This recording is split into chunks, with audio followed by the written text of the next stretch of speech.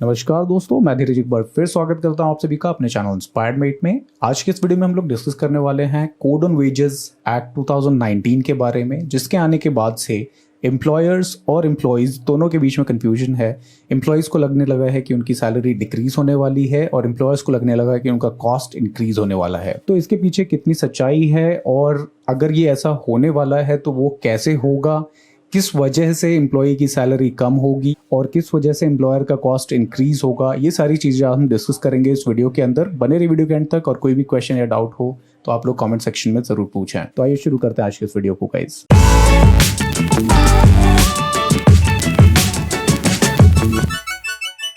इस कंफ्यूजन को दूर करने के लिए जो सबसे इंपॉर्टेंट चीज़ समझनी ज़रूरी है वो है कोड ऑन वेजेस 2019 के अंदर डिफाइन किया गया वेजेस को। वेजेस की डेफिनेशन को पहले आप समझेंगे, तब जाके आपको समझ में आएगा कि ये किस तरीके से एम्प्लॉयर और एम्प्लॉय को इम्पैक्ट करने वाला है। So code on wages act 2019 के अंदर जो सबसे पहली चीज़ है वो है वेजेस का डेफिनेशन समझना, जिसमें कि लिखा गया है wages means all remuneration whether by way of salaries,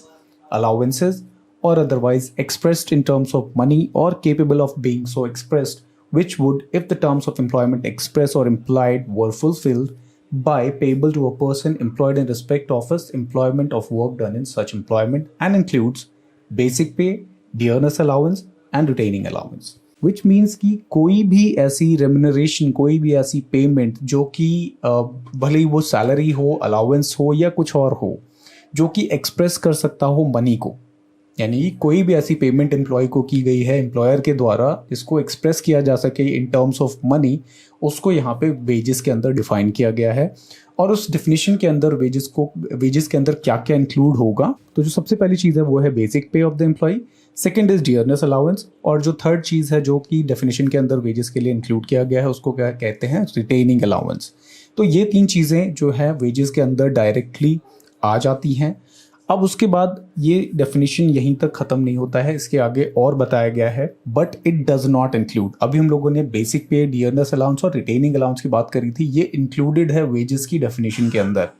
but अब इसके आगे ये बताते हैं क्या क्या इंक्लूडेड नहीं है वेजेस की डेफिनेशन के अंदर। फर्स्ट ए में इन्होंने बताया जो कि वेजेस के अंदर इंक्लूड नहीं किया गया है, एम्प्लॉयर के द्वारा पे किया गया किसी भी प्रकार का बोनस जो कि किसी स्टैट्यूटरी लॉज के अंदर फॉल करता हो, वो बोनस वेजेस के अंदर इंक्लूड नहीं किया जाएगा। सेकंड आता है कि अगर एम्प्लॉयर कोई फैसिलिटी, कोई अम्यूनिटीज़ एम्प्लॉय को दे रहा है, जैसे उसको हाउसिंग अकोमोडेशन दे रहा है या सप्लाई ऑफ वाटर दे रहा है, सप्लाई ऑफ लाइट दे रहा है या किसी भी अन्य प्रकार की अम्यूनिटीज़ दे रहा है, इसको वेजेस के अंदर इंक्लूड नहीं किया जाएगा। Third, any contribution paid by employer to any pension or provident fund and the interest which may have accrued thereon, यानी कि एम्प्लॉयर द्वारा कंट्रीब्यूटेड, एम्प्लॉयर का कंट्रीब्यूशन पीएफ के अंदर या पेंशन के अंदर, उसको भी वेजेस नहीं माना जाएगा। फोर्थ है एनी कन्वेंस अलाउंस और the value of any travelling concession. अगर एम्प्लॉयर अपने एम्प्लॉय को कोई ट्रैवल अलाउंस देता है या ट्रैवलिंग कंसेशन देता है तो उसको भी वेजेस की डेफिनेशन के अंदर इंक्लूड नहीं किया जाएगा। नेक्स्ट जो आता है any sum paid to the employed person to defray special expenses entitled on him by the nature of his employment, यानी कि कोई भी अगर स्पेशल पेमेंट की जा रही है एम्प्लॉयर द्वारा एम्प्लॉई को उसके एम्प्लॉयमेंट के दौरान उसके कामों के एक्सपेंसेस को पूरा करने के लिए, तो उसको भी वेजेस के अंदर इंक्लूड नहीं किया जाएगा।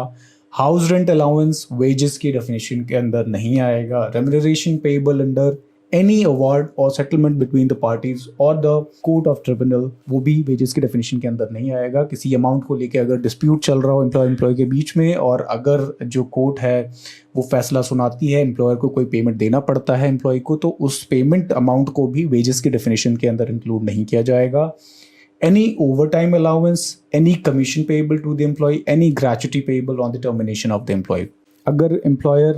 एम्प्लॉय को ओवर टाइम अलाउंस पे कर रहा है, कोई कमीशन पे कर रहा है, या जब एम्प्लॉय छोड़ के जा रहा है, लास्ट उसका जब 5 साल कंप्लीट होने के बाद अगर एम्प्लॉय छोड़ के जा रहा है और एम्प्लॉयर जो अपने उस एम्प्लॉय को ग्रेच्युटी पे कर रहा है, तो वो ग्रेच्युटी पेड भी वेजेस की डेफिनेशन के अंदर नहीं आएगा। नेक्स्ट एंड द लास्ट जो इसमें डिफाइन किया गया जो कि वेजेस के डेफिनेशन के अंदर नहीं आएगा वो है any retrenchment compensation or other retirement benefit payable to the employee or any ex gratia payment made to him on the termination of employment। यानी कि जब एम्प्लॉय की टर्मिनेशन हो रही है, जब उसको कोई रिटायरमेंट बेनिफिट मिल रहा है, रिट्रेंचमेंट कॉम्पनसेशन अगर पे किया जा रहा है at the time of termination of the employment, जब एम्प्लॉय और एम्प्लॉयर सेपरेट हो रहे हैं, उस दौरान अगर एम्प्लॉयर के द्वारा कोई भी पेमेंट एम्प्लॉय को की जा रही है तो उस पेमेंट अमाउंट को भी वेजेस की डेफिनेशन के अंदर नहीं रखा गया है।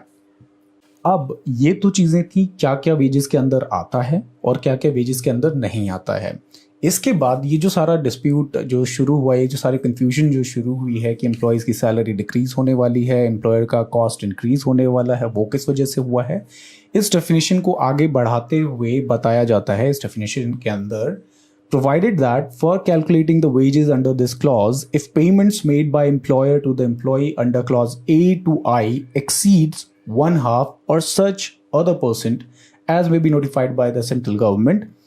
of all remuneration calculated under this clause, the amount which exceeds such one half of the percent so notified shall be deemed as a remuneration and shall accordingly added to the wage under this clause। तो यहाँ पे बताया गया है कि अगर employ को कोई भी अलाउंस पे करता है, जो कि यहाँ पे डिफाइन किया गया है ए से लेके आई तक, और वो अलाउंसेस का टोटल सम जो है वो 50% से ज़्यादा चला जाता है, यानी कि 1/2 जो वेजेस उसका जितनी बेसिक सैलरी है उससे ज़्यादा अगर हो जाता है अलाउंसेस का सम, तो उसमें जितना भी एक्सेस होगा 50% से ज़्यादा का, वो excess amount automatically basic salary ही कंसिडर किया जाएगा, यानी उसकी वेजेस में ही ऐड हो जाएगा, वेजेस कंसिडर किया जाएगा एनी एक्सेस ऑफ 50%। तो अगर यहाँ पे अगर आप सीधी सीधी बात समझें तो अगर अलाउंसेस 50% से ज़्यादा नहीं ले सकते हैं, इट मीन्स कि बेसिक सैलरी ऑटोमेटिकली एम्प्लॉयज़ की 50% हो जाएगी मिनिमम। पहले क्या था, एम्प्लॉयर अपने मन से कोई भी बेसिक सैलरी लेते थे, जहाँ पे 20% ऑफ टोटल सैलरी, 30%, 35%। उसकी वजह से होता क्या था कि एम्प्लॉयर का जो कॉस्ट होता था बहुत बचता था। कम बेसिक सैलरी मतलब कम CTC, क्योंकि जितने भी स्टैट्यूटरी कंट्रीब्यूशंस होते हैं, चाहे मैं पीएफ की बात करूं, चाहे मैं बोनस कैलकुलेशन की बात करूं, या चाहे मैं ग्रेच्युटी की बात करूं, ये सारी कैलकुलेशन जो होती हैं वो बेसिक अमाउंट पे ही होता है, एम्प्लॉय की बेसिक सैलरी पे होता है। तो अब इस नए रूल के आने के बाद से क्या हो गया कि यहाँ पे ऑटोमेटिकली आपका बेसिक सैलरी बढ़ गया है, एम्प्लॉयर के पास कोई चॉइस नहीं है कि वो बेसिक सैलरी को रिड्यूस करें। तो बाय डिफ़ॉल्ट एम्प्लॉयर्स का कॉस्ट इंक्रीज होगा, और वो कैसे हो रहा है इंक्रीज, पीएफ की वजह से हो रहा है, किसी और चीज़ की वजह से हो रहा है, वो सारी चीज़ें हम लोग समझेंगे मेरे एक्सेल शीट के अंदर, और समझने की कोशिश करेंगे कि टोटल कॉस्ट कैसे इंक्रीज हो रहा है एम्प्लॉयर का, एम्प्लॉय की सैलरी में डिडक्शन ज़्यादा क्यों होगा, एम्प्लॉय का इनहैंस सैलरी कम क्यों हो जाएगी, ये सारी चीज़ें हम लोग देखेंगे मेरी एक्सेल शीट के अंदर। तो आइए बढ़ते हैं मेरे एक्सेल शीट की तरफ। ऑलराइट, सो गाइज आ चुका हूँ मैं अपने एक्सेल शीट की तरफ, और यहाँ पे मेरे पास एक सैलरी एनेक्शर है जिसमें कि मैंने क्रॉस सैलरी 20,000 का CTC एनेक्शर बनाया हुआ है। और यहाँ पे अगर आप देखेंगे तो मेरे पास मैंने बेसिक सैलरी की कैलकुलेशन जो है वो 35,000 ले रखी है of gross salary of the employ, of the gross wages of the employ. And उसके बाद यहाँ पे बहुत सारे मल्टीपल अलाउंसेज हैं, जैसे कि dearness allowance, house rent allowance, travel allowance, internet allowance, special allowance, और इन सबको बेसिक सैलरी और सभी अलाउंसेस को मिला के यहाँ पे एम्प्लॉय का टोटल ग्रॉस सैलरी बना हुआ है। अब हम यहाँ पे चेक कर लेते हैं कि अलाउंसेस का परसेंटेज कितना है in comparison to the gross salary of the employee. तो उसके लिए हम लोग sum of all allowances divided by total gross salary of the employee कर देंगे। तो यहाँ पे देखेंगे आप कि 65% एम्प्लॉय की अलाउंसेस से ही बन रहा है उसका टोटल सैलरी का, जिसमें से कि बेसिक सैलरी सिर्फ 35% है। सो अब अगर नए रूल की बात करें तो इस तरीके से अगर हम CTC एनेक्शर बना रहे हैं तो वो सही नहीं रहेगा, और हमें नए रूल के हिसाब से बनाना होगा जिसमें कि अलाउंसेस 50% से ज़्यादा नहीं हो सकता है। अगर 50% से ज़्यादा अलाउंसेस आ रहा है तो जो भी एक्सेस है 50% से ऊपर वो ऑटोमेटिकली उसकी बेसिक सैलरी में चला जाएगा। सो अगर आप यहाँ देखेंगे 65%, यानी कि अगर मैं एक्सेस की बात करूँ तो 15% एक्सेस है ये 50% से, तो इट मीन्स कि वो 15% अगर हम बेसिक में ऐड करेंगे तो ऑटोमेटिकली वो 50% हो जाएगा। तो सिंपली आपको ध्यान ये रखना है कि बेसिक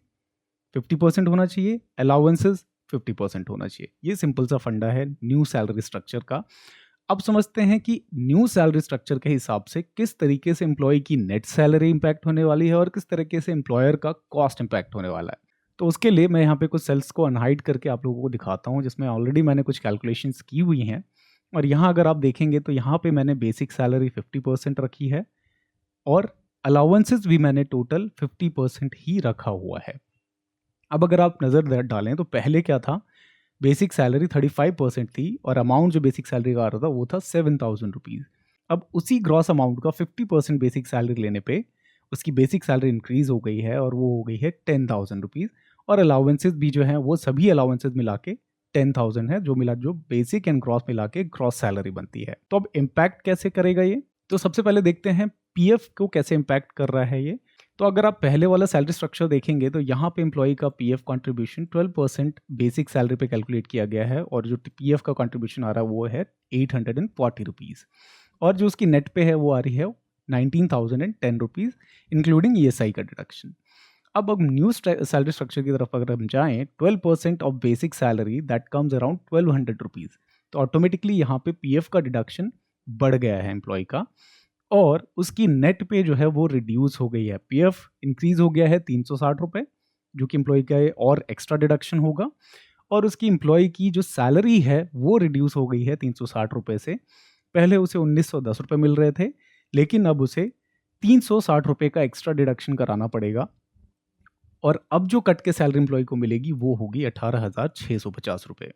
तो ये था एम्प्लॉय की सैलरी पे इम्पैक्ट कि बेसिक बढ़ने की वजह से एम्प्लॉय का पीएफ का कंट्रीब्यूशन बढ़ जाएगा और क्योंकि वो एम्प्लॉय का पीएफ कंट्रीब्यूशन एम्प्लॉय की ही सैलरी से डिडक्ट होता है तो डिडक्शन के बाद एम्प्लॉय की इन हैंड सैलरी जो है वो कम हो जाएगी।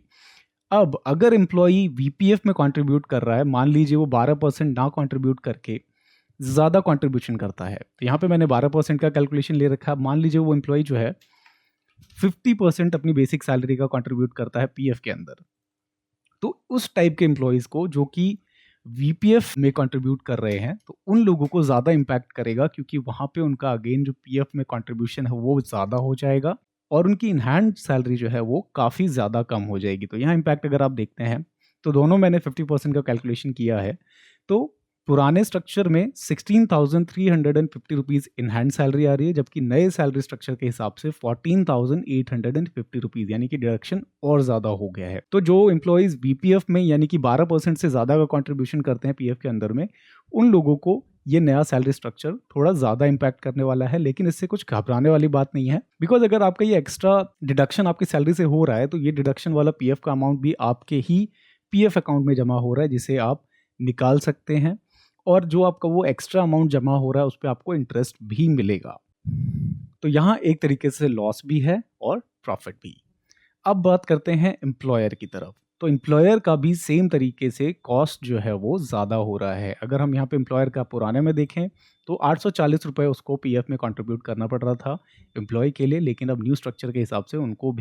उनका भी जो कॉस्ट है पीएफ की तरफ वो बढ़ गया है। सो इसी तरीके से जो है एम्प्लॉयर और एम्प्लॉय दोनों को इम्पैक्ट कर रहा है ये new salary structure, 50% basic and 50% all the other allowances का कॉम्बिनेशन वाला। एम्प्लॉयर को ये थोड़ा ज़्यादा इम्पैक्ट करेगा बिकॉज एम्प्लॉयर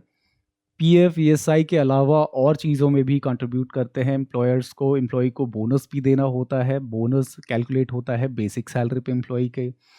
एम्प्लॉयर्स को एम्प्लॉय ग्रेच्युटी भी पे करते हैं, वो अगेन जो है बेसिक सैलरी पे ही कैलकुलेट होता है। तो अगर बेसिक सैलरी एम्प्लॉय की बढ़ गई तो ऑटोमेटिकली उनका उन एरियाज़ का कॉस्ट भी जो पहले ग्रेच्युटी या बोनस में देते थे वहाँ का कॉस्ट भी एम्प्लॉयर का बढ़ गया है। तो एम्प्लॉय को ये कहीं ना कहीं कम इम्पैक्ट करेगा और एम्प्लॉयर को ये ज़्यादा इम्पैक्ट करेगा। तो गाइज यही था टोटल निचोड़ इस कोड ऑन वेजेस में, जो वेजेस का क्या चेंजेस आया, इम्पैक्ट कैसे करेगा एम्प्लॉयर एम्प्लॉय को।